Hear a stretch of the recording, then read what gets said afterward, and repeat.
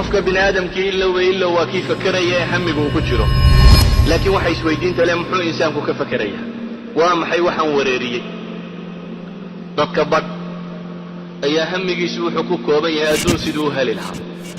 habeen iyo maalinba wuxuu ka warwaraya keli hadduu yahay wuxuu ka fakeraya suuqa hadduu joogo wuxuu ka fakeraya dad hadduu la kulmayo wuxuu ka fakeraya waa siduu maal badan u kasbi lahaa caqligiisoo dhan hamiga ku jira waxa weeyaan maal badan siduu u kasbi lahaa iyo turuqdii siduu u tanwiicin lahaa waddooyin kala jaada hadduu waddadii hore waxoogaa ku helay siduu baabab kalena u furi lahaa uu hanti badan u helo dadka badh baa hamigiisu wuxuu ku kooban yahay islaan iyo 4 carruur oo ay dhashay siduu arsaaq ugu raadin lahaa xaaskiisii iyo dhowrkii carruure uu hayay ayuunbaa hamigiisuba wareeriyey intaasi iyo sidii loogu baadi dooni lahaa waxay cunaan ayaa hamiga ugu badani uu ku sugan yahay dadka badh baa hamigiisu waxa laga yaabaa inuu ku dawaqsan yahay siduu u guursan lahaaba hamiga ugu badane maskaxdiisa ku jira uu yahay hamu ziwaaj iyo siduu u guursan lahaa badh baa laga yaabaa hamiga hayaa inuu yahay hamu binaa'i ilbayt guri siduu u dhisan lahaa reerkii iyo carruurtii wuu hayaa biilkiina wuu hayaa ee waxa werwergeliyey ee uu aadka uga warwarsan yahay waa siduu wax u dhisan lahaa ama guri siduu u dhisan lahaa idan insaanku waa hamaam waana kii warwaraya mar kastaba maskaxdiisu ay wax ka guuxayaan laakiin waxa kala gedisan waxa ka guuxaya waxaynu isku daynaa inaynu tilmaamno markaasi hamiga looga baahan yahay qofka muslimkii inuu hamiyo ambiyadii hamigay hamiyi jirtay dadkii saalixiinta ee hore salaf al-umma iyo hamigoodu siduu ahaa qofka muslimka iyo waxa laga rabo iyo nabigu calayhi salaatu wasalaam wuxuu ina faray waa maxay hamiga qofka muslimka laga rabaa waxaan leenahay qofka muslimka waxa laga rabaa hamigiisu inuu noqdo hamiga ugu weyn ee uu leeyahay inuu noqdo number 1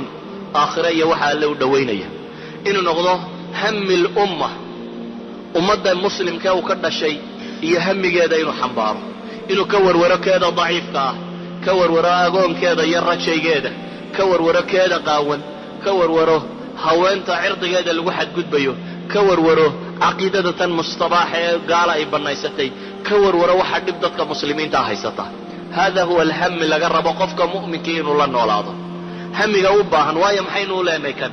insaanku waxa ogaataa waxa aqligiisa ku soo noqnoqda ayuunbu ka midha dhaliya waxa aqligaaga ku soo laalaadma ee dib ugu soo noqnoqda midhaheedana waa la gaadhaa akhiiran waa la gaadhaa laakiin shayga aan maskaxdaba kuugu jirin aqoontiisana ma heshid turuqdiisana kuuma baxo natiijadiisana ma gaadhi kartid shaygaad si ka warwarayso waa shay maalin walba aqooni way kaaga kordhaysaa waayo warwarkiisa kugu badan maalin walba waa kastoo bariya aqoon baa kaaga kordhaysaa waa shay maalin walba waa bariya baa tallaabo xaqiisa u sii qaadayso waa shay xataa bay culimadu yidhaahdaan riyadaadu isaga u badanayso xataa riyadu qofku riyoodo bay yidhahdaan waxyaabaha ugu badan insaanku ku riyooda waa masaa'ilka kan idan hamigu qofku inuu hami weyn yeesho oo hami caqiidiya islaam u qaado koo waa wax ajar laga helayo laba waa wax aakhiradiisa ay ku badbaadayso saddex waa waxay ambiyada ilaahay ku soo diray ولذلك النبي عليه الصلاة والسلام حديث صحيح أيضا كي كنت المامي إن بالمدينة أقواما ما قطعتم واديا ولا سرتم صيرا إلا وهو معكم نبي عليه الصلاة والسلام يقول جهاد بحيبها تنوح يري مدينة واحد شوغب نبي يري دول أيضا دوحك قدبين أما أيضا صعد إلا يويد الله سعودين مو يعني النبي عليه الصلاة والسلام هذا نوح نبي وكشري يا مدينة شوغان الجهاد كصعد كوسعد ثانية وادية كريسانية وحمل مريسين ودنا معنا هاي النبي عليه الصلاة والسلام صحابتي وحي يابين وحي دادين قالوا وهم بالمدينة إلهي رسولك سيو قواسي ما معي يقبا هاي إيقو ولي إيقو مدينة هذا نقصها أي سيدة لمدين قال نعم حبسهم العذر بنبي عليه الصلاة والسلام معنا هاي واي عذر دار كون بار ريبي موياني دول مهمومين وقد يدتني عقل قد أي كوين تهي ayay ahaayeen waxa loo baahan yahay qofka muslimka inuu xambaaro hamiga ummadda walidaalika ilaahay anbiyo soo diri jiray laakiin maxaa lagu soo diri jiray iyagoo xambaarsan hami ummadeed anbiyadu waxay yimaadaan iyagoo loogu talagalay maxay inay ka hor yimaadaan bini aadamkii markaa noolaa dhammaantood oo dhan waa qof qura oo aan cidina la soconin لكن حنبارسن فكرة إيه هم إيه غم أورانيا إنه مجتمع دمانتي كهر يماده وهي مجتمع عدم الضلال بكسبيه هم جاوينا حنبارسنين درادد بي هبين يمالك بوسو تشيدي أي كد دالي واني كمل دالينيه قفكو إنه هم جاوين حنبارة waxay abuurtaa inay daaqada qofka energy-ga qofka bini'aadamka awood buu leeyahay ku kaydsan awood ma dilaacdo qofka bini'aadamka ku kaydsan